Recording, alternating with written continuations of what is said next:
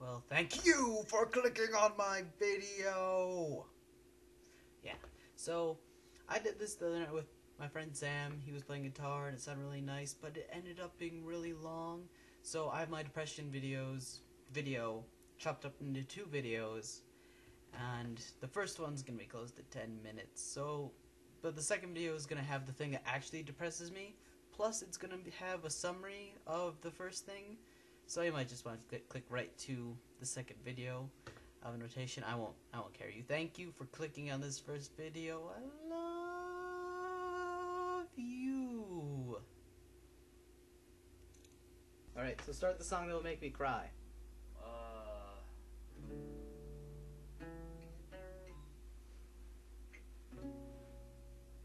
That's the one. That's the good stuff. So I'm Ray, and this week I read A Perfect Day for Bananafish, which is a short story and 9-story by J.D. Salinger. And it is a depressing story, but I didn't feel depressed over it. So fortunately, it's not something that could pierce me. I did read something that depressed me this week, and it was actually from Vice magazine in their brutality report. Yeah. About how stupid people don't know they're stupid, and they put it in a really plain way, but put it more towards a mean way. Very critical. Critical people are depressing. It's not a bad thing. They're just depressing. So in A Perfect Day for Bananafish, it's a story about a guy named Seymour Glass. And Seymour Glass, he went off to war, and his girlfriend stayed and waited for him. And when he comes back, he doesn't come back the same person. He's stressed, he sees things. I don't remember if I adjusted my height for this video.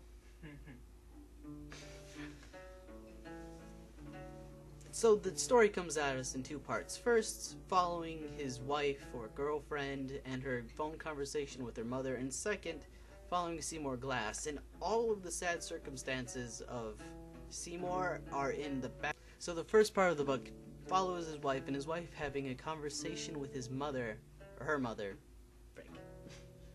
So the first half of the book follows his wife or girlfriend and her conversation with her mother. And the book sets this tone of unsettlingness that it never calls anyone by the same name. Like, the girl's mother calls her name, but the narrator never calls her by her name. And so on with the mother, and then woman on the voice. And the narrator is very impersonal with everything that's happening in the story. So, first, the story takes up this unsettling tone with the almost disconnectedness of the narrator, and then it layers in with the kind of person that the wife is, because she's not like this caring person, but she does care for him, so it's an odd mix. Like, I wouldn't say she doesn't care. Like, she owns up, but she's obviously a shallow person that cares. Right. It's like she has to try, but so yeah, it comes off like being a caring person isn't in her nature, but she knows that she needs to, so she tries.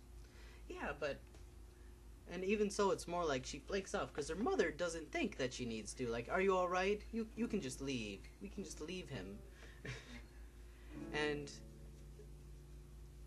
did he drop? And she keeps asking if he's okay, and she keeps assessing these problems that the man has, and the woman keeps talking about almost disconnected things. Like, she's talking to a therapist, but she doesn't get direct action with the therapist to her husband, and she's complaining about the way the therapist's wife's dress, and it's all this very distracting. Is there a good word for that? Yes. I don't know what it is. We can't be depressed in this household. We can't. There's too many jokes. Yeah, I was gonna say, it's hard to think of depressing words when you don't dwell on things like that all that often. Oh. Until J.D. Salinger makes you. Right. Makes you with almost terrible wives that care for you for some reason. But she's a very superficial person that is caring for this guy, but not caring for this guy. You know what it is? It's almost like...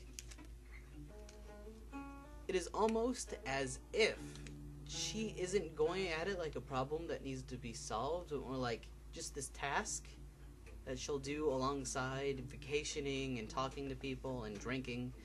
And in the meantime, it goes to her husband Seymour, and Seymour, who has issues thanks to the war, is almost childlike in his fluctuations of anger to calm, and he's had episodes, but he doesn't show it with episodes when he's around children who treat him like a normal person, because children are wonderfully unassuming that way, and I love it.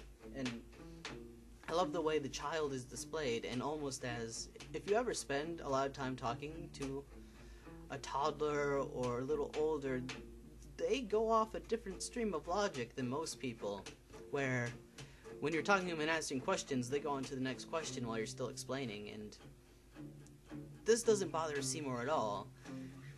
And the whole time, you're questioning, like, is this the crazy guy? Is this guy gonna kill this kid? Is this one of the... Because he supposedly just lays there, but he talks to this little girl, he's like, let's go swimming. He's like, we should go swimming. It's a perfect day for Bananafish, and therein, I think the whole metaphor of the short story is introduced in the Bananafish, which, do you remember that line that I keep saying? No, I don't. Did I bookmark it? Past me, take care of us? Ah. Which can be some... when there's this fish that doesn't exist, but crazy people think things exist. So it's the perfect day to catch a banana fish. And the banana fish swims into a hole in the water full of bananas and eats so many bananas that it gets fat. And the little girl sums up with logic and says, oh, you mean after they eat so many bananas, they can't get out of the banana hole? Yes. And this is, in a way, a metaphor for how bad Seymour has gotten. He's swum into this hole, he's eaten too many bananas, he has too many problems, and he can't quite assess where he is anymore. And he's stuck in, and the only way a banana fish can escape their hold is to die. And as with most depressing stories, it ends with Seymour taking his life in front of his girlfriend, who's unconscious. Be that much in it. That's kind of the thing with Salinger's stories. I mean, when people say there aren't any metaphors, and he says that too because he's a jerk.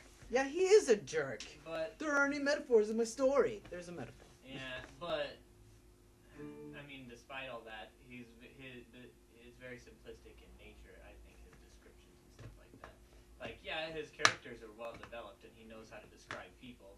And in this particular case, he knows how to make a crazy person seem crazy. But when it comes down to it, the point that's coming across in the story is very simple and easy to understand.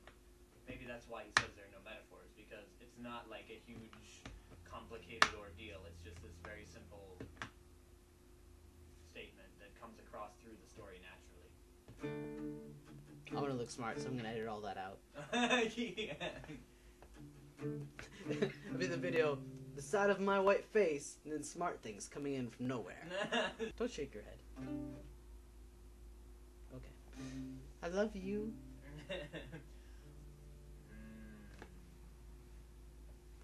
See, and then in between, I can't do it with my fingers, but in there it says, Ray! Oh. I only have 2 fingers, well, I have like 4, but only 2 more will fit in there. You know this, but I'm not going to edit this video at all. I'm just going to put it up with all the stops and mistakes, and people are hate me. But fortunately, in this story, there are no critical people. I probably won't use that as an issue. Yeah, who's critical in this book? No one. Okay. I actually was saying what because I didn't hear you.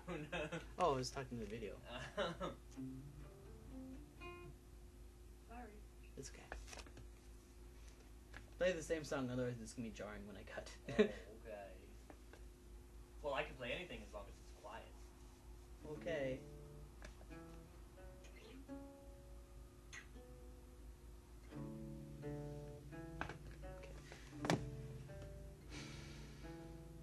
Where did I leave off? Oh yeah, the first part